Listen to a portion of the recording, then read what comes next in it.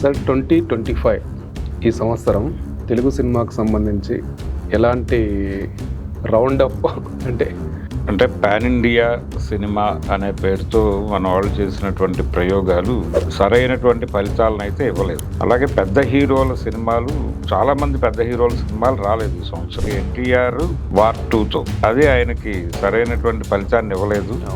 రామ్ చరణ్ కి కూడా ఇబ్బంది పెట్టిన సంవత్సరం. గేమ్ చేంజర్ డిజాస్టర్ గా మిగలటంతో తను ఇప్పుడు ఆశలన్నీ ఆ సినిమా మీద పెట్టుకున్నాడు, పెద్ద మీద. అఖండ 2 అంటే పెద్ద హీరోల సినిమాలకు కూడా ఆర్థిక కష్టాలు వెంటాడతాయి అనేటువంటిది ఒకటి ఈ సంవత్సరం సీరియస్ చర్చకు వచ్చింది. హరిహర వీరమల్లు కూడా కష్టాలు వెంటాడినాయి. అంతిమంగా సినిమా రిలీజ్ అయ్యి డిజాస్టర్ గా మిగిలింది. అది ఓజీ సినిమాతో మంచి వసూళ్లు సాధించగలిగాడు పవన్ కళ్యాణ్ గారు. ఆయనలో ఒక జోష్ నింపింది ఆ సినిమా. పాన్ ఇండియా బుడగ పేలింది, దాంతోపాటు హిందుత్వ బుడగ కూడా కొంత పేలింది. అఖండ తాండవం దేశభక్తిని దైవభక్తిని మిక్స్ చేసి ఒక టానిక్ తయారు చేశారు. కానీ పాన్ ఇండియా లెవెల్లో అది తమిళనాడు మార్కెట్ లో పెర్ఫామ్ చేసింది లేదు, కేరళలో లేదు. హిందీ బెల్ట్ లో కూడా ఆ సినిమా పెద్దగా పెర్ఫామ్ చేయలేకపోయింది. డాకు మహారాజ్ అది కూడా ఆయన రేంజ్ సక్సెస్ అని చెప్పుకోలేం, కానీ సినిమా డబ్బులు వచ్చింది. వెంకటేష్ గారికి ఈ సంవత్సరం ఒక జాక్ పాట్ తగిలింది. అలాగే చిన్న సినిమాలు పెద్ద విజయాలు సాధించిన సందర్భం ఒకటి చూసాం. 2 from Sower Empuraan cinema Kalyani brothers ని యాక్ట్ చేసినటువంటి సినిమా తెలుగులో క్యాస్ట్ ఇష్యూ గురించి మాట్లాడటం అనేది అన్ని యాంగిల్స్ లోనూ నడిచింది. దండోరా ఒక మంచి సినిమా ఈ సంవత్సరం వచ్చిన వాటిలో. రాజు వెల్స్ రాంబాయి ఒక డిఫరెంట్ ఇష్యూ అయినప్పుడు కూడా అక్కడ కూడా స్టేటస్ చూస్తారు. అంటే ప్రభుత్వోద్యోగం అనేది కింది కులాల వాళ్ళకి ఎంత ముఖ్యం. చిన్న హీరోలు సబ్జెక్ట్ బాగుంటే జనం థియేటర్కి వస్తారు. ఆడిన సినిమాలని చిన్న సినిమాలే ఆడాయి. పెద్ద సినిమాల వైపు పెద్దగా జనం చూడలేదు. కంటెంట్ బాగాలేకపోతే హీరో ఎవరైనా కానీ రిజెక్ట్ చేశారు. కన్నడ నుంచి వచ్చినటువంటి ఇంకొక సినిమా కాంతారా, అది కూడా మంచి రెవెన్యూస్ సంపాదించింది. వాట్ అబౌట్ ఇది సార్ ఇండియన్ సినిమా, అంటే ముఖ్యంగా బాలీవుడ్, అక్కడ కూడా ఏమైనా మార్పులు మనం చూడగలిగామా? అంటే బాలీవుడ్ ఈసారి కొంచెం ఊపిరి పీల్చుకుంది. సెల్లింగ్ పాయింట్ అన్నది ఫేడ్ అవుట్ అవుతుందా సార్ ఇప్పుడు? హిందుత్వ అన్నది మెల్లగా ఈ సంవత్సరం పేలిపోయిన బుడగ అదే. ఎందుకు సార్ వీళ్ళంతా ఒక మూసలోకి వెళ్ళిపోతున్నారు? ఈ సెల్లింగ్ పాయింట్ తోనే నడుస్తున్నాయన్న దాంట్లో ప్రొడ్యూసర్లు, హీరోలు అందరూ హిందుత్వ అనేటువంటి ఒక ఫార్ములా ఫ్రెష్ కథలతో తీయొచ్చు కదా ఆ ఫార్ములాని బయటపడి వీళ్ళు. దండోరా అనే సినిమా కొన్ని మంచి ఇష్యూస్ మాట్లాడింది. లిటిల్ హార్ట్స్ అనేటువంటి సినిమా కూడా చాంపియన్ సినిమా. ఒక ప్రాపర్ ఆత్మ లేకపోయినప్పటికీ దాని ఆహార్యం బాగుండటంతో జనాలను ఆకట్టుకుని వెళ్తోంది. శంబాల అనే పేరుతో ఆది సాయి కుమార్ ఆ సినిమా హారర్ జానర్ లో జనాలను ఆకట్టుకుంటోంది. తర్వాత ఈ సంవత్సరం సింగిల్ స్క్రీన్స్ చాలా వరకు మూతపడిపోయింది.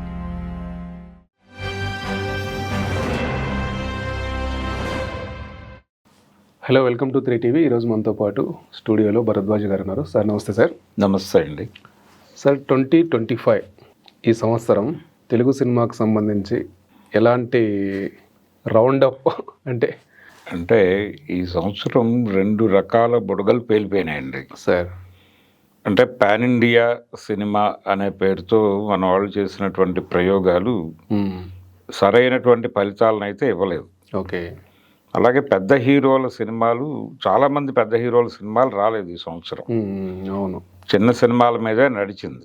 2 పెద్ద హీరోలు మాత్రమే 2 రిలీజులు చేయగలిగారు సార్. ఒకరు నందమూరి బాలకృష్ణ గారు, ఆయన 2 సినిమాలు వచ్చాయి. జనవరిలో ఒకటి వచ్చింది, డిసెంబర్లో ఒకటి వచ్చింది. తర్వాత పవన్ కళ్యాణ్ గారి సినిమాలు 2 వచ్చాయి, హరిహర వీరమల్లు, ఓజీ. మిగిలిన ఏ హీరోలు లేరు ఈ సంవత్సరం. అవును, దాదాపుగా అంటే ఎన్టీఆర్ ఒక డబ్బింగ్ సినిమాతో వచ్చాడు, అది వార్ 2తో. అది ఆయనకి సరైనటువంటి ఫలితాన్ని ఇవ్వలేదు. రెండోది ఆయన పాన్ ఇండియా స్టార్ ఇమేజ్కి కూడా ఆ సినిమా ఏమీ దోహదపడలేదు. అలా అదొక ఫెయిల్యూర్. తర్వాత రామ్ చరణ్కి కూడా ఇబ్బంది పెట్టిన సంవత్సరం ఇది. గేమ్ చేంజర్ ఆ సినిమా చాలా డిజాస్టర్గా మిగలటంతో తను ఇప్పుడు ఆశలన్నీ ఆ సినిమా మీద పెట్టుకున్నాడు, పెద్ద మీద. ఆ సినిమా ఒక సక్సెస్ ఇస్తుందని అనుకుంటున్నాడు ఆయన. అలా గేమ్ చేంజర్ కూడా పాన్ ఇండియా సినిమానే, అది కూడా పాన్ ఇండియా స్థాయిలో పెర్ఫామ్ చేసింది ఏమీ లేదు. తర్వాత ప్రభాస్ సినిమా ఈ సంవత్సరం అనుకున్నారు కానీ అది నెక్స్ట్ ఇయర్కి వెళ్ళిపోయింది. ఏది రాజా సాబ్ యాక్చువల్గా December 5 రిలీజ్ కావాల్సిన సినిమా అది. ఆ ప్లేస్లో అఖండ అనుకున్నారు. సార్ అఖండ 2 అంటే పెద్ద హీరోల సినిమాలకు కూడా ఆర్థిక కష్టాలు వెంటాడతాయి అనేటువంటిది ఒకటి ఈ సంవత్సరం సీరియస్ చర్చకు వచ్చింది. అవును. అఖండ 2 ఒకటే కాదు, హరిహర వీరమల్లు కూడా. అవును. హరిహర వీరమల్లు కూడా కష్టాలు వెంటాడినాయి. అంతిమంగా సినిమా రిలీజ్ అయ్యి డిజాస్టర్గా మిగిలింది అది. ఓజీ సినిమాతో మంచి వసూళ్లు సాధించగలిగాడు పవన్ కళ్యాణ్ గారు. ఆయనలో ఒక జోష్ నింపింది ఆ సినిమా. తద్వారా ఆయన ఇప్పుడు నెక్స్ట్ సినిమాకి చాలా యాక్టివ్గా పార్టిసిపేట్ చేయడం మాత్రమే కాకుండా ఎక్కడ షూటింగ్ చేయాలో అక్కడ మాత్రమే చేయాలి అనేటువంటి ఒక అవగాహనకు వచ్చాడు ఆయన. వచ్చి ఈ ఉస్తాద్ భగత్ సింగ్ అనే సినిమాకి హైదరాబాద్ వచ్చి షూట్ చేసి వెళ్ళాడు ఆయన. ఆ సినిమాలకు అలా కాకుండా అక్కడే ఏదో చిన్న స్టూడియో సెటప్ చేసి అక్కడ చేసే ప్రయత్నం చేశాడు. అది వర్కౌట్ అవ్వలేదు, అది ఫెయిల్యూర్. తర్వాత పాన్ ఇండియా బుడగ పేలింది, దాంతోపాటు హిందుత్వ బుడగ కూడా కొంత పేలింది. అంటే హిందుత్వ నేపథ్యము, పాకిస్తాన్ వ్యతిరేకత, దీని మీద కథ నడిపిద్దాం అనుకున్నటువంటి సినిమాలు కూడా పెద్దగా పెర్ఫామ్ చేయలేదు ఈ సంవత్సరం. అందులో అఖండ, తాండవం, దానిలో ప్రధానంగా వాళ్ళు ఎంచుకున్నటువంటిది సనాతన ధర్మాన్ని నిలబెట్టడం అనేటువంటి ఒక ప్రాసెస్ని సినిమా అంతా వాళ్ళు చెప్పారు. అలాగే భారతదేశం చాలా ప్రమాదకరమైనటువంటి పరిస్థితుల్లో ఉంది, ఇరుగు పొరుగు దేశాల నుంచి చాలా ప్రమాదాన్ని ఎదుర్కొంటోంది, ఇది చెప్పదలుచుకున్నారు ఆ సినిమాలో.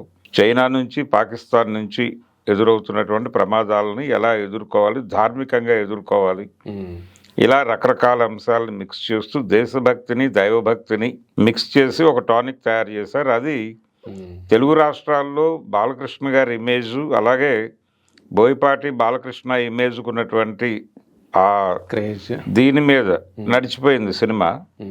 కానీ పాన్ ఇండియా లెవెల్లో అది తమిళనాడు మార్కెట్లో పెర్ఫామ్ చేసింది లేదు, కేరళలో లేదు, అలాగే హిందీ బెల్ట్లో కూడా ఆ సినిమా పెద్దగా పెర్ఫామ్ చేయలేకపోయింది. దానికి ప్రధాన కారణం వీళ్ళు ఆ సినిమాని పుష్ చేయలేకపోవడం, అందుకని ఆ సినిమా పెద్దగా నడవలేదు. అలాగే స్టార్టింగ్లో వచ్చినటువంటి బాలకృష్ణ గారి సినిమా డాకు మహారాజ్, అది కూడా ఆయన రేంజ్ సక్సెస్ అని చెప్పుకోలేం, కానీ సినిమా డబ్బులు వచ్చినాయి. డబ్బులు వచ్చిన సినిమాయే కానీ పూర్తి స్థాయి సంతృప్తినిచ్చినటువంటి సినిమాగా చెప్పుకోవడానికి అవకాశం లేదు. కాకపోతే ఆయన వరుస హిట్లలో భాగంగా ఆ సినిమా కూడా ఒక సక్సెస్ఫుల్ వెంచర్గానే చూడాలి. అలా బాలకృష్ణ అలాగే పవన్ కళ్యాణ్ వాళ్ళిద్దరికీ ఈ సంవత్సరం సక్సెస్ఫుల్గానే నడిచింది. ఎన్ని ఇబ్బందులు ఉన్నప్పటికీ వాళ్ళిద్దరు సినిమాలే రిలీజ్ అయినాయి, వాళ్ళిద్దరూ సక్సెస్ఫుల్ చూశారు. వెంకటేష్ గారికి ఈ సంవత్సరం ఒక జాక్పాట్ తగిలింది సంక్రాంతికి వస్తున్నాం అనే సినిమాతో. నిజానికి డాకు మహారాజుని క్రాస్ చేసి వెళ్ళింది ఆ సినిమా అప్పుడు సంక్రాంతికి. గేమ్ చేంజర్ నిలబడుతుంది అనుకున్నారు, ఆ సినిమా వెళ్ళిపోవడంతో అదంతా ఇటువైపు వచ్చింది, ఈ సినిమాకి వచ్చింది, అది ఉపయోగపడింది. ఇప్పుడు అదే క్రేజ్తో ఆయన అనిల్ రావిపూడి రేపు సంక్రాంతికి చిరంజీవి గారితో వస్తున్నాడు. చిరంజీవి వెంకటేశ్వరులతో కలిసి వస్తున్నాడు ఈసారి, అదొక వ్యవహారం. అలాగే చిన్న సినిమాలు పెద్ద విజయాలు సాధించిన సందర్భం ఒకటి చూసాం ఈ సంవత్సరం. ఈ చిన్న సినిమాలు అన్ని లాంగ్వేజెస్ నుంచి వచ్చిన చిన్న సినిమాలకి ఇక్కడ పెద్ద ఆదరణ దొరికింది తెలుగులో. భారీ సినిమాలకి అట్నుంచి వచ్చినటువంటి, అంటే అక్కడేదో పెట్టుబడులు పెట్టి తీసిన సినిమాలకు కూడా మన దగ్గర వార్ 2 లాంటి అనుభవాలు ఎదురైన సినిమాలు కూడా కొన్ని ఉన్నాయి. ఈ క్రమంలో ఒక సినిమా కన్నడ నుంచి వచ్చింది, సూ ఫ్రమ్ సోవన్. ఆ సినిమా 5 కోట్లతో తీశారు. అది దాదాపు 125 నుంచి 130 కోట్ల పైన సంపాదించింది ఆ సినిమా. అంటే ఒక చిన్న మూఢనమ్మకం చుట్టూ తిరిగేటువంటి కథ. దానిలో అంటే దయ్యం పట్టింది అనే ఒక దీంతో మొదలైన కథని ఆ దయ్యం చుట్టూ ఉన్నటువంటి పాత కథని తిప్పుతూ ఆ ఫ్యామిలీలో జరుగుతున్నటువంటి ఒక దుర్మార్గం గురించి కూడా చెప్పి, అది నేల మీదే ఉంటుంది తప్ప మూఢనమ్మకం చుట్టూ కథ నడవదు. దాని చుట్టూ నడుస్తున్నట్టుగా అనిపింపజేస్తాడు అంతే డైరెక్టర్. కానీ లైఫ్లో ఉండేటువంటి నిజ సంఘటనలతోనే నడుస్తుంది సినిమా అంతా. ఎంటర్టైనింగ్గా నడుస్తూ ఉంటుంది, కానీ దానిలో ఈ లైంగిక వేధింపులు ఇలాంటి వ్యవహారాలకు సంబంధించిన సీరియస్ ఎలిమెంట్సే ఉన్నాయి. అలా సీరియస్ అంశాన్ని సరదాగా చెప్పడం ద్వారా ఆయన థియేటర్ని అట్రాక్ట్ చేయగలిగాడు. అది మంచి విజయవంతమైనటువంటి సినిమా. ఎస్ సార్, అవును. అలాంటి సినిమాలు జనం చూస్తారు, అంటే ఎంటర్టైనింగ్గా ఉండాలి, అలాగే సబ్జెక్ట్ ఓరియంటెడ్గా ఉండాలి అనేది ఒకటి చెప్పింది ఆ సినిమా. తర్వాత మలయాళం నుంచి వచ్చినటువంటి సినిమా ఒకటి, అది పర్టికులర్గా పృథ్వీరాజ్ డైరెక్ట్ చేసినటువంటి సినిమా, మోహన్ లాల్ యాక్ట్ చేసిన గాడ్ ఫాదర్ సీక్వెల్ అన్నారు. అది అంతకుముందు ఆయన చేసిన సినిమాకి ఎంపురాన్ సినిమా. అది కూడా ఆ సినిమాలో చాలా స్పష్టంగా హిందుత్వాకి వ్యతిరేకంగా డైలాగ్స్ ఉన్నాయి. ఆ సినిమా మీద దాడి జరిగింది, అందులో చాలా డైలాగులు తీశారు. సెన్సార్ అయిపోయి బయటకు వచ్చిన సినిమా మీద దాడులు జరిగి కొన్ని సన్నివేశాలు తీసేయాల్సినటువంటి పరిస్థితి వచ్చింది, నిడివి తగ్గించారు. పృథ్వీరాజ్ మదర్ కూడా పబ్లిక్కి రిక్వెస్ట్ చేయాల్సి వచ్చింది, నా కొడుకు చాలా కష్టపడి తీశాడు ఈ సినిమా, అనవసరంగా రప్చర్ చేస్తున్నారు అని ఆవిడ ఒక స్టేట్మెంట్ ఇవ్వాల్సినటువంటి పరిస్థితి వచ్చింది. అంటే ఎంత సినిమాని వాళ్ళు ఆపరేట్ చేస్తున్నారు అనేది అదొక ఉదాహరణ ఈ సంవత్సరం. అంతకు ముందు వచ్చినటువంటి సినిమా అది చిరంజీవి గారు ఇక్కడ రీమేక్ చేశాడు. ఇది స్ట్రైట్గానే వచ్చింది, ఎంపురాన్. అప్పుడు గాడ్ ఫాదరా సార్ అది? అవును, చిరంజీవి గారు రీమేక్ చేశాడు. అది కూడా పెద్దగా ఆయన కలిసి వచ్చింది ఏం లేదు చిరంజీవి గారికి. కానీ ఈ సినిమాని స్ట్రైట్గా తెలుగులో డబ్ చేసి రిలీజ్ చేశారు. ఇది తెలుగులో బాగానే పెర్ఫామ్ చేసింది కానీ ఆశించిన స్థాయి కాదు. మధ్యలో ఈ కటింగ్స్ అవి జరిగి సినిమా మొత్తానికి మంచి డబ్బులు అయితే చేసుకుంది అది పాన్ ఇండియా లెవెల్లో, కానీ ఆశించిన విజయాన్ని అయితే ఇవ్వలేదు. ఆ సినిమాని వదిలిపెట్టేస్తే మలయాళం నుంచి వచ్చినటువంటి ఇంకొక సినిమా ఇక్కడ బాగానే పెర్ఫామ్ చేసింది. కళ్యాణి బ్రదర్స్ని యాక్ట్ చేసినటువంటి సినిమా, అది జనాల అటెన్షన్ని గ్రాప్ చేయగలిగింది. అది కూడా హారర్ జానర్లో నడిచేటువంటి సినిమాని. సూపర్ ఉమెన్, అవును, జానర్లో ఉంటుంది. సూపర్ ఉమెన్ జానర్లో నడిచిన సినిమా, అది జనాల అటెన్షన్ని గ్రాప్ చేయగలిగింది. దుల్కర్ ప్రొడ్యూసర్ సార్ దానికి? అవును, దుల్కర్ ఇంకెవరో కూడా కలిసి చేసిన వెంచర్ అది. అది బాగా ఆడింది సార్, అది మంచి డబ్బులే తెచ్చింది. దాని టైటిల్ విషయంలో కొంచెం గందరగోళం అయింది. కొత్త లోకం అలా కొంచెం గందరగోళం అయింది. ఫైనల్గా సినిమా థియేటర్లో అయితే బాగా పెర్ఫామ్ చేసింది. ఇక్కడ తెలుగులోనూ బాగా డబ్బులు చేసుకుంది ఆ సినిమా.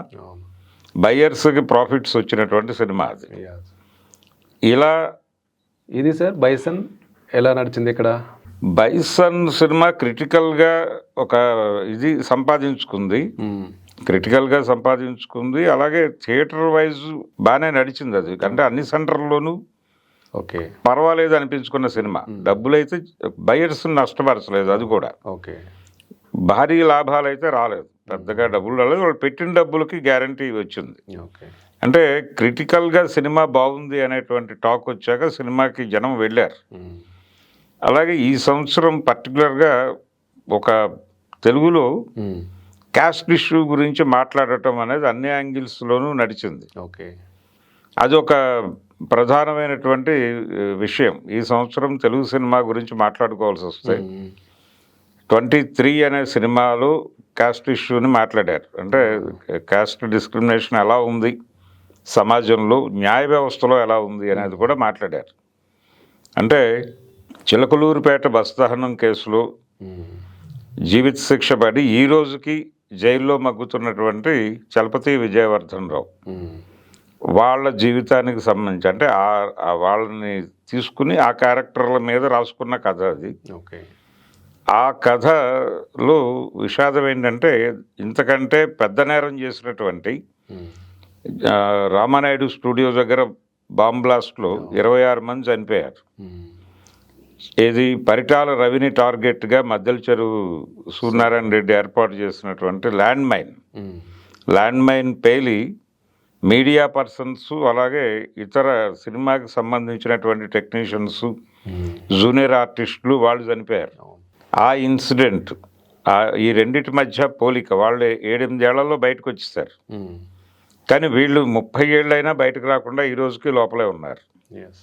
ఆ రెండింటిని కంపేర్ చేస్తూ నడిపినటువంటి సినిమా అది. అది జనం నుంచి మంచి ఆదరణ అయితే వచ్చింది. థియేటర్గా కంటే కూడా అది ఓటీటీలో ఎక్కువ మంది చూశారు, మాట్లాడారు ఆ సినిమా గురించి. బయట ఒక చర్చ జరిగింది. అదొక మంచి పరిణామం. అలాగే ఇంకొక సినిమా ఇప్పుడు రీసెంట్గా రిలీజ్ అయినటువంటి దండోరా, దీనిలో కుల వివక్ష గురించే మాట్లాడారు. కానీ ఇక్కడ ఈ అప్పర్ కాస్ట్ నుంచి ఒక ఆత్మవిమర్శ జరగాల్సిన అవసరం ఉంది అన్న టోన్లో అటువైపు నుంచి కథను నడిపే ప్రయత్నం చేశాడు. అయితే డైరెక్టర్ గారికి ఒక చిన్న కన్ఫ్యూజన్ ఉంది. అంటే హిందూ మతం ఐక్యతని కాపాడాలంటే ఇక్కడ కుల వివక్ష పోవాల్సి ఉంటుంది. అంటే మతం కులానికి కుల వివక్షకి మందేస్తుంది అన్న యాంగిల్లోకి వెళ్ళాడు ఆయన. అది జరగదు, అట్లా జరగదు. అది అంటే కులం మతానికి విరుగుడు అనేటువంటి ఒక అభిప్రాయం దళితుల్లో ఉంది. సేమ్ రివర్స్లో సినిమా చెప్పే ప్రయత్నం చేశాడు ఆయన. అంటే సనాతన ధర్మం అని చెప్తున్నారు వీళ్ళు. సనాతన ధర్మం అంటేనే కుల వ్యవస్థ. అంటే అన్ని వర్ణాలు వేటి పని అవి చేయాలి, చేస్తేనే సమాజం నడుస్తుంది అని చెప్పేటువంటి ధర్మం అది. అందుకని ఈ సనాతన ధర్మము మతము యాంగిల్ తీసుకోవడం వలన ఒక చిన్న కన్ఫ్యూజన్ ఉంటుంది ఆ దండోరా సినిమాలో. అయితే దాని మీద ఎక్కువ స్ట్రెస్ ఇవ్వలేదు డైరెక్టర్ తెలివిగా. ఇంటర్వెల్ బ్యాంగులు మాత్రం వాడుకున్నాడు దాన్ని. వాడుకుని మిగిలిన సినిమాని దాని పద్ధతిలో అది నడిపాడు. టోటల్గా ఓవరాల్గా సినిమా ఒక మంచి ప్రభావం వేసింది. దండోరా ఒక మంచి సినిమా ఈ సంవత్సరం వచ్చిన వాటిల్లో. అలా తెలుగు సినిమాలో కులం గురించి మాట్లాడటం అనేది ఒకటి జరిగింది.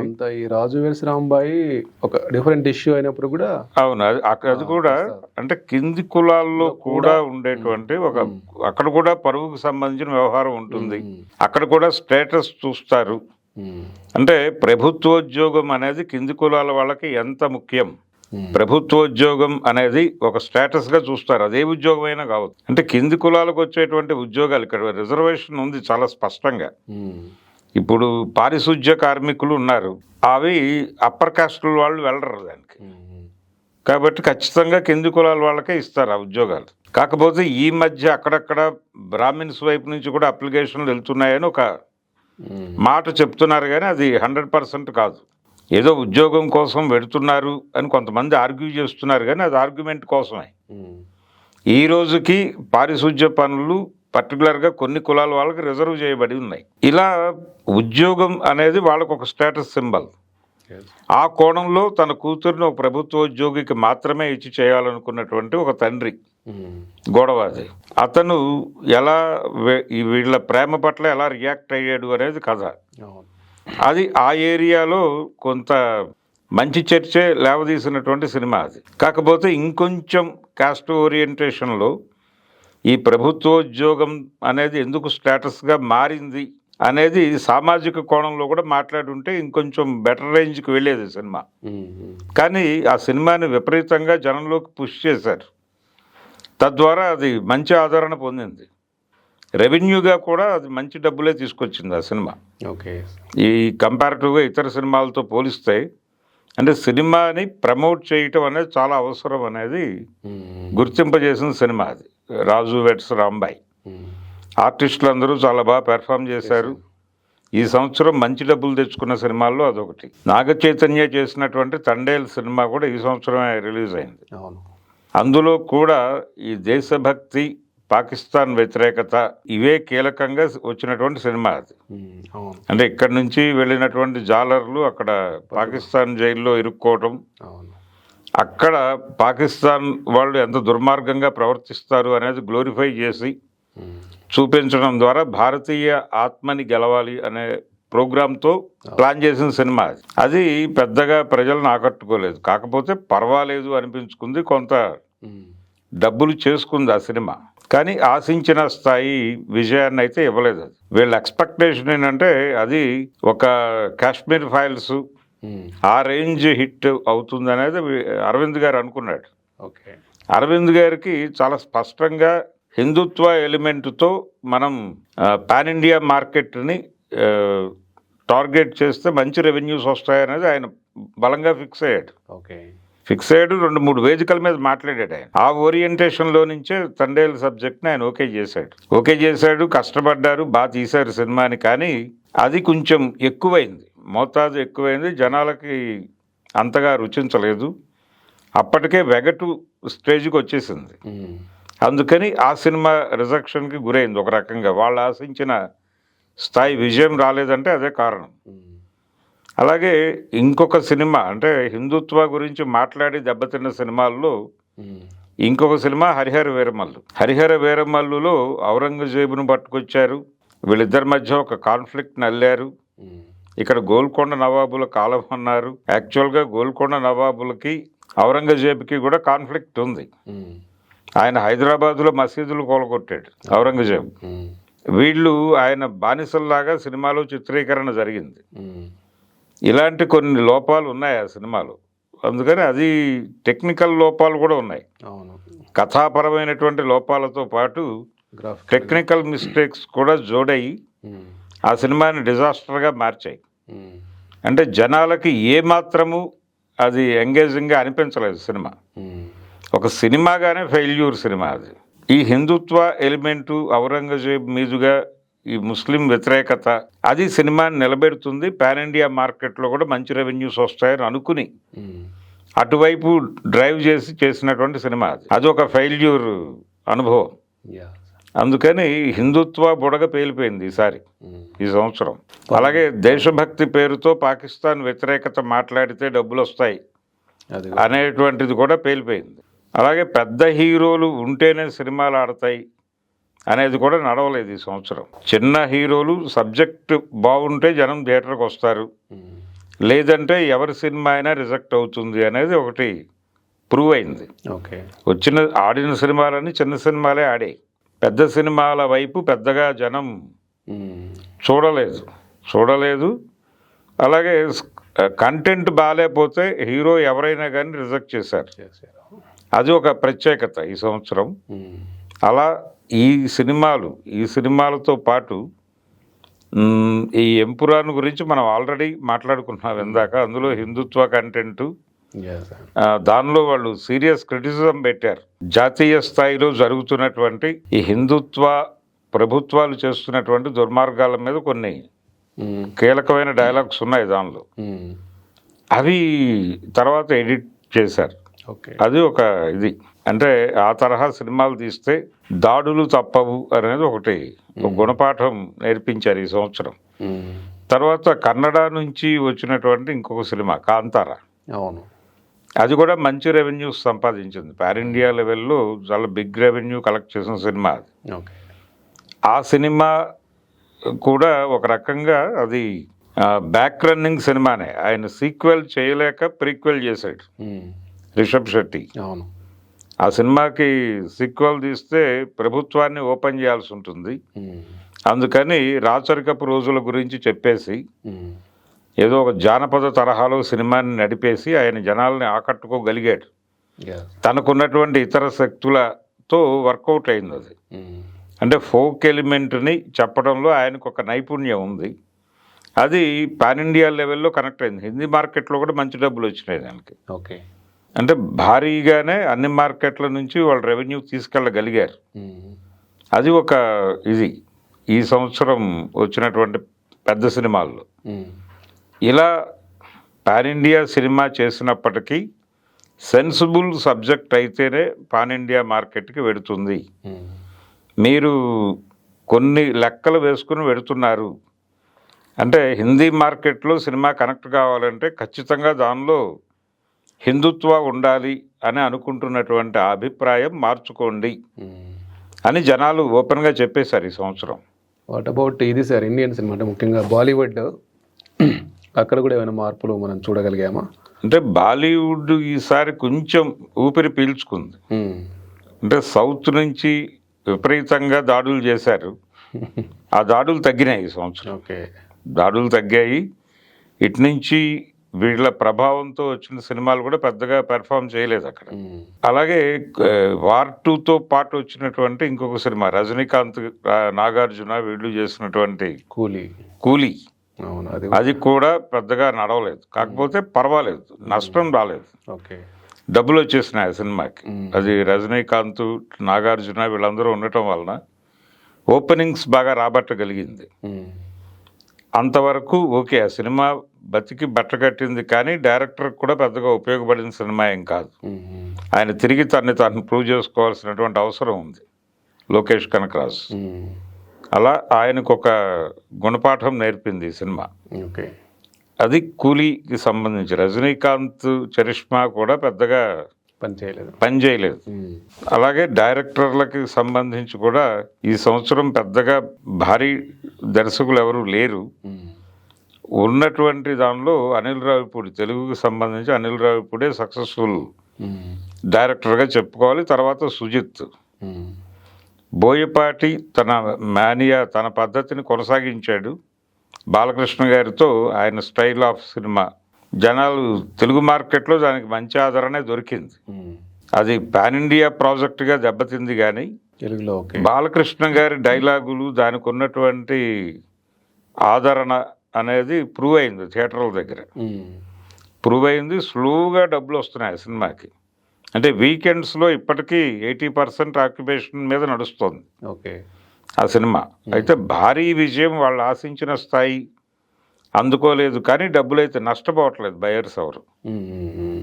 సైలెంట్గా ఆ సినిమా నడుస్తోంది. విపరీతమైన క్రిటిసిజం ఉన్నప్పటికీ కూడా ఓకే ఆడియన్స్ వెళుతున్నారు ఆ సినిమాకి. వెళ్ళటానికి రీజన్ ఒక ఆయన చాలా వీరావేశంతో డైలాగులు చెప్తూ ఉంటాడు. అది ఎంటర్టైన్మెంట్గా తీసుకుని వెళ్తున్నారు తప్ప ఆయన చెప్తున్నటువంటి సనాతన ధర్మాన్ని ఏదో దాన్ని స్వీకరించాలి అనేటువంటి మూడ్లో లేరు జనాలు.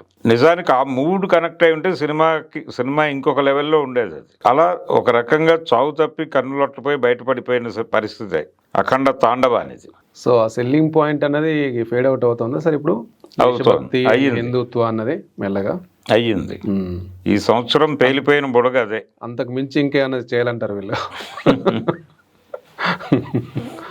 అంటే లోకల్ కథల్ని గ్లోబల్గా ఎలా చెప్పగలరు అనేది ఆలోచించుకోవాలి తప్ప ఏదో చేస్తాము సనాతన ధర్మము లేకపోతే మరో ధర్మము లేకపోతే హరిహర వీరమల్లులో చెప్పినట్టు పాత రోజుల్లో ముస్లిం రూలర్స్ ఇక్కడ చేసినటువంటి దుర్మార్గాల గురించి మాట్లాడితే జనం చూస్తారు. ఈ బుడగ పేల్చినటువంటి ఇంకొక సినిమా రజాకార్ ఫైల్స్, అది కూడా పెద్దగా పెర్ఫామ్ చేయలేదు, నష్టాన్నే మిగిల్చింది ప్రొడ్యూసర్కి.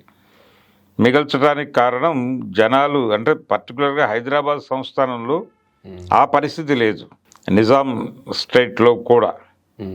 అందుకని జనాలు దాన్ని పెద్దగా స్వీకరించలేదు. కనీసం నెల్లూరు కేశవస్వామి కథలు చదివి ఆ సినిమా తీసినా కానీ బాగుండేది. ఓకే, అది కూడా వాళ్ళు పట్టించుకోలేదు. అలా సినిమా జనాలు పక్కన పెట్టేసినటువంటి సినిమాల్లో అదొకటి. ఎందుకు సార్ వీళ్ళంతా ఒక మూసలోకి వెళ్ళిపోతున్నారు? ఈ సెల్లింగ్ పాయింట్తోనే నడుస్తున్నాయన్న దాంట్లో ప్రొడ్యూసర్లు, హీరోలు అందరూ ఒక మొత్తం ఒక చట్రంలోకి ఇరుక్కుపోతున్నారా వీళ్ళంతా అన్నట్టుగా ఫార్ములా. హిందుత్వ అనేటువంటి ఒక ఫార్ములా. ఫ్రెష్ కథలతో తీయొచ్చు కదా ఆ ఫార్ములాని బయటపడి వీళ్ళు అలా బయటకు వచ్చి చేసిన సినిమాలు ఆడినాయి. అవును, ఇప్పుడు ఇందాక మనం చెప్పుకున్నటువంటి సూ ఫ్రమ్ సో అనే సినిమా చాలా చక్కగా వాళ్ళు ఆర్గనైజ్ చేసినటువంటి సినిమా. అలాంటి సినిమాలు చూస్తున్నారు జనాలు, కొత్త కంటెంట్ని చూస్తున్నారు. ఈవెన్ ఇబ్బందికరంగా అనిపించినప్పటికీ కొన్ని, అంటే థియరిటికల్గా ఇబ్బందికరంగా ఉన్నప్పటికీ దండోరా అనే సినిమా కొన్ని మంచి ఇష్యూస్ని మాట్లాడింది. ఓకే, అతను ఆత్మవిమర్శ చేసుకోవటము, స్ట్రగుల్ అవ్వటము, తన ఎవరి కోసం చేస్తున్నాను ఇదంతా అని చెప్పి, అందులో పర్టికులర్గా శివాజీ క్యారెక్టర్ చాలా బాగా నడిపాడు డైరెక్టర్. దాన్ని అర్థం చేసుకుని నటించాడు అతను. అందులో బిందు మాధవి క్యారెక్టర్ ఒకటి చాలా కీలకమైన క్యారెక్టరు.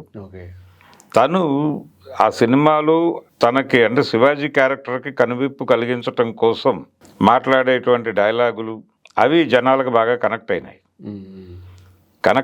అయితే సినిమాలో మారినట్టుగా కనిపించిన శివాజీ నిజ జీవితంలో ఆ డైలాగుల ప్రభావం ఏమీ లేదు ఆయన మీద అనేది ఆ సినిమా వేదిక మీదే ప్రూవ్ చేసుకుని ఒక కాంట్రవర్సీకి తెరలైపోయాడు.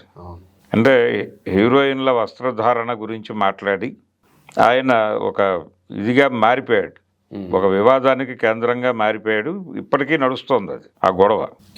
అంటే తను ఆ వాడిన 2 మాటల మీద ఆయన క్షమాపణ చెప్పాడు కానీ, సారీ చెప్పాడు కానీ, టోటల్ ఆయన మాట్లాడిన అంశమే దుర్మార్గమైన అంశం అనేది ఆయనకు అర్థం కాలే ఇప్పటికీ. ఇప్పుడు కూడా అంటే 2 శిబిరాలుగా చీలిపోయి ప్రపంచం ఆయనకు మద్దతుగా ఒక సెక్షను, వ్యతిరేకంగా ఇంకొక సెక్షను మారిపోయిన ఒక విచిత్రమైన పరిస్థితి. ఇండస్ట్రీ వైపు నుంచి కూడా కొంతమంది ఆయన్ని వ్యతిరేకించారు, కొంతమంది సమర్థించారు. రామ్ గోపాల్ వర్మ లాంటి వాడు చాలా అద్భుతమైనటువంటి విశ్లేషణతో వ్యతిరేకించాడు అతన్ని. నాగబాబు గారు వ్యతిరేకించటం ఇదొక శుభ పరిణామం కింద చూడాలంటే ఆయనకు విషయం అర్థమైంది. మరీ మొరటుగా అన్వయించలేదు. ఆ మొరటుదనం నుంచి బయటకు వచ్చి కొంచెం మృదువుగా చెప్పే ప్రయత్నం చేశాడు. అది బాగుంది. అలా అక్కడ వరకు అంటే పెద్ద హీరోల సంవత్సరం కాదు ఇది. ఇది టోటల్గా చిన్న సినిమాల ఇదే. లిటిల్ హార్ట్స్ అనేటువంటి సినిమా కూడా చాలా అసలు ఎవరు ఆర్టిస్టులు తెలియని సినిమా. ఎవరు ఏ క్యారెక్టర్ అనేది కూడా తెలియకుండానే థియేటర్కి వెళ్ళి జనాలు చూసి ఎంజాయ్ చేశారు. అలాంటి సినిమాలన్నీ ఆడేసినాయి ఈ సంవత్సరం. ప్రొడక్షన్ సైడు సినిమాని మీరు ఎవరితోనైనా తీయండి, జనంలోకి తీసుకెళ్లటంలో మీరు కొత్త పద్ధతిలో పెడితే, ఆ సినిమాలో విషయం ఉండి మీరు ప్రమోషన్ ప్రాపర్గా చేస్తే డబ్బులు వచ్చేస్తాయని ప్రూవ్ చేసినటువంటి ప్రొడక్షన్ హౌస్ ఈటీవీ విన్. వాళ్ళ వ్యూహం బాగా వర్కౌట్ అయింది ఈ సంవత్సరం. ఆ లిటిల్ హార్ట్స్ అలాగే రాజు వెడ్స్ రాంబాయ్ 2 వాళ్ళ వెంచర్లే. అలాగే ఇయర్ ఎండింగ్లో వచ్చినటువంటి సినిమాల్లో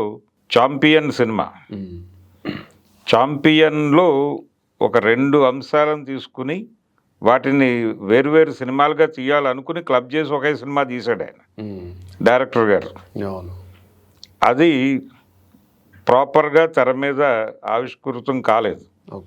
అంటే ఆ ప్రేమ కథకి న్యాయం జరగలేదు. అలాగే తను ఎంచుకున్నటువంటి తెలంగాణ సాయుధ రైతాంగ పోరాట చిత్రణ దానికి న్యాయం జరగలేదు. ఆ ప్రేమ కథకి అంటే ఆయన అనుకున్నది ఏంటంటే ఒక ప్రజాయుద్ధంలో ప్రేమ కథ, లక్ష్యంతో కదులుతున్నటువంటి ఒక యువకుడు అంతే.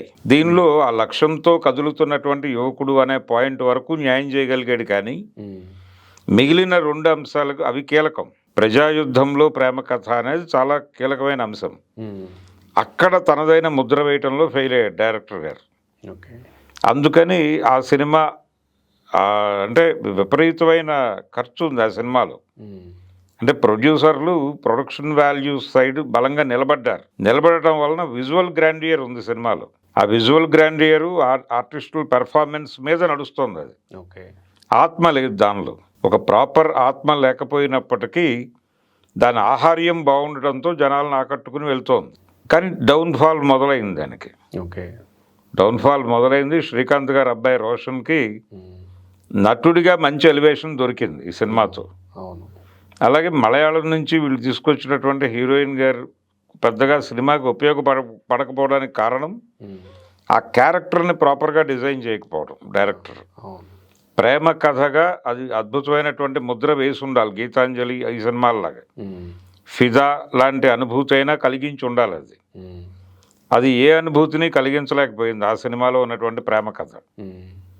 డైరెక్టర్ గారు ఆ విషయంలో పెద్దగా శ్రద్ధ పెట్టలేదు అనేది అర్థమైపోయింది. అంత మిక్స్ చేశారేమో మొత్తం. అదే గందరగోళం. అంటే ఇతర క్యారెక్టర్ల డామినేషన్ ఎక్కువైపోయి హీరో గారు అప్పుడప్పుడు పక్కకి వెళ్ళిపోయి, యాక్చువల్గా తను ఒక ఇంటర్వ్యూలో చెప్పాడు అదొక కథగాను ఇదొక కథగాను చేయాలనుకున్నాను, కానీ రెండింటినీ మిక్స్ చేయాల్సి వచ్చింది అని తనే చెప్పుకున్నాడు. అది ప్రాపర్గా వర్కౌట్ అవ్వలేదు. ఆ వంట జనామోదంగా అనిపించలేదు. అందుకని ఆ సినిమా స్లోగా ఉంది. అయితే శంబాల అనే పేరుతో ఆది సాయి కుమార్ ఆ సినిమా హారర్ జానర్లో జనాలను ఆకట్టుకుంటోంది. నెమ్మదిగా దాన్ని రేంజ్ పెరుగుతోంది. అంటే ఛాంపియన్ వెరీ ఫస్ట్ డే అది బిగ్ రెవెన్యూస్ తీసుకుంది ఆ సినిమా. దాంతో పోలిస్తే ఇది తక్కువే, కానీ నెమ్మదిగా ఇది పెరుగుతోంది, అది తగ్గుతోంది. అలా అంటే హారర్ జానర్ సినిమాలు జనం ప్రాపర్గా తీస్తే చూస్తున్నారు అనేది.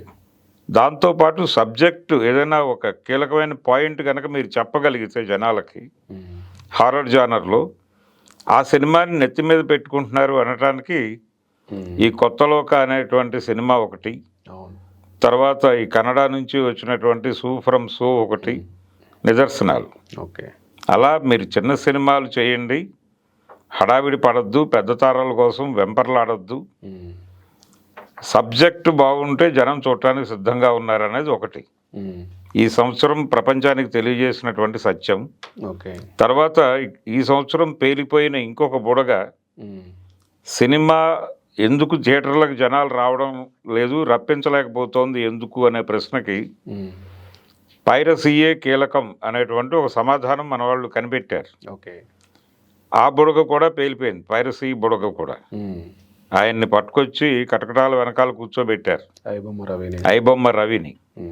కానీ దానివలన పైరసీ ఆగలేదు అనేది అఖండ తాండవం ప్రింట్ బయటకు వచ్చి ప్రపంచానికి చాటి చెప్పింది, పైరసీని ఆపటం ఇలా సాధ్యం కాదు అని. రెండోది, థియేటర్కల్ ప్రింట్లు కాదు, వీళ్ళు సర్వర్ని హ్యాక్ చేసి తీసుకుంటున్నారు అనే దానిలో కూడా ఒక క్లారిటీ వచ్చింది. తర్వాత ఎందుకు ఆదరణ పెరుగుతోంది పైరసీకి, జనం వైపు నుంచి ఆదరణ అనటానికి కూడా ఒక అద్భుతమైన డిస్కషన్ జరిగింది. థియేటర్ ఆడియన్స్ ఫ్రెండ్లీగా ఉండకపోవడం అనే దాని మీద చాలామంది డైరెక్టర్లు మాట్లాడుతున్నారు. ఇప్పుడు పాప్కార్నే సినిమాని చంపేస్తోంది అనేటువంటి అభిప్రాయం బలంగా ఇంకింది ఇండస్ట్రీలో కూడా. ఇదొక అద్భుతమైనటువంటి విజయం. పైరసీ బుడగ ఒకటి పేలిపోయింది. జనాలకి కనెక్ట్ అయ్యే కంటెంట్ ఉంటే, అలాగే థియేటర్ ఫ్రెండ్లీగా ఉంటే, ఆడియన్స్ ఫ్రెండ్లీగా ఉంటే సినిమాలు చూడటానికి ఇప్పటికీ జనం సిద్ధంగానే ఉన్నారు అనే విషయాన్ని అయితే స్పష్టంగా చెప్పారు. ఓకే. తర్వాత ఈ సంవత్సరం సింగిల్ స్క్రీన్స్ చాలా వరకు మూతపడిపోయినాయి, చాలా ఏరియాల్లో మూతపడిపోయినాయి. వాళ్ళు యుద్ధానికి సిద్ధమైనటువంటి ఒక సందర్భం. అంటే సినిమా థియేటర్లు స్వచ్ఛందంగా మూసేస్తామని ముందుకు వచ్చారు. హరిహర వీరమల్లు రిలీజ్ టైంలో, అంటే మా సినిమా రిలీజ్ అవుతుంటే మీరు థియేటర్లు మూస్తారా అని గొడవ చేశాడు ఆయన, పవన్ కళ్యాణ్. మీ సినిమా కోసం కాదండి, మా బతుకుల్లో కష్టాలు ఉన్నాయని చెప్పారు వాళ్ళు. అది ఒక వివాదం రేపింది. అలా ఆ యాంగిల్లో అదొకటి. తర్వాత కార్మికుల సమ్మె ఒకటి జరిగింది ఈ సంవత్సరం, సినిమా ఇండస్ట్రీ కార్మికుల సమ్మె. అది కొన్ని ప్రశ్నలు లేవనెత్తింది. అంటే మీరు హీరోలకి 100 కోట్లు ఇవ్వడానికి సిద్ధపడతారు, కానీ ఆ సినిమా కోసం పనిచేస్తున్నటువంటి, అంటే హీరో గారు లేచి సెట్లోకి వచ్చేసరికి సర్వం సిద్ధం చేస్తున్నటువంటి కార్మికులకి 10% పెంచడానికి ఎందుకు ఏడుస్తున్నారు అనేటువంటి ఒక ప్రశ్నని బలంగా జనం ముందుకు తీసుకురాగలిగింది. చివరికి ప్రభుత్వం కలగజేసుకుని దాన్ని ముగించాల్సి వచ్చింది ఆ సమ్మెని. తర్వాత ముఖ్యమంత్రి గారు చాలా హామీలు ఇచ్చాడు కార్మికులకి, అవి ఎంతవరకు నెరవేరుస్తారనేది చూడాలి. జూబ్లీ ఎలక్షన్ సందర్భంగా ఆయన కోడ్ ఉల్లంఘనకి పాల్పడుతున్నాను అని తెలిసినప్పటికీ మాట్లాడేశాడు. సరే, కార్మికులు చేసినటువంటి ఒక సత్కార కార్యక్రమంలో మాట్లాడాడు అనే ఒక వెసులుబాటు తీసుకుని కోర్టు నుంచి కూడా ఆయన ఇబ్బంది లేకుండానే బయటపడగలిగాడు. కానీ ఆయన టోటల్గా సినిమా పరిశ్రమకి చాలా వాగ్దానాలు చేశాడు, కార్మికులకి మాత్రమే కాదు. ఫ్యూచర్ సిటీలో మీకు స్టూడియోలు కట్టుకోవడానికి కూడా నేను స్థలాలు ఇస్తానని ఒక చాలా పెద్ద హామీయే ఇచ్చాడు ఆయన. కొంతమంది అప్రోచ్ అవ్వచ్చు కూడా. అలా అదొక మేజర్ ఇష్యూ ఈ సంవత్సరం జరిగిన వాటిలో. తర్వాత చిత్రపురి కాలనీలో జరుగుతున్నటువంటి మోసాల గురించి విపరీతంగా చర్చ జరిగింది. అంటే ఆయన ప్రభాకర్ రెడ్డి గారు ఏ లక్ష్యంతో అయితే 10 ఎకరాల తన స్థలాన్ని స్వచ్ఛందంగా ఇచ్చేశాడు, ఆ పర్పస్ నెరవేరటం లేదు. ప్రభుత్వం ఇచ్చినటువంటి భూముల్లో కూడా అక్రమాలే జరుగుతున్నాయి. అంటే కార్మికుల కోసం అనుకున్నటువంటి ప్రాజెక్ట్ అది. అక్కడ కార్మికులు తగ్గిపోయి అవుటర్స్ పెరిగిపోయి దాంతోపాటు కమర్షియల్ కాంప్లెక్స్లు వచ్చేసి ఆ ప్రాజెక్టుని కమర్షియల్ వెంచర్గా మార్చేటువంటి కుట్ర జరుగుతోంది అనేది ఈ సంవత్సరం బాగా జనంలోకి వెళ్ళింది. అదొక చర్చనీయాంశంగా మారింది సినిమా పరిశ్రమకు సంబంధించి. అది ఒక కీలకమైనటువంటి అంశం.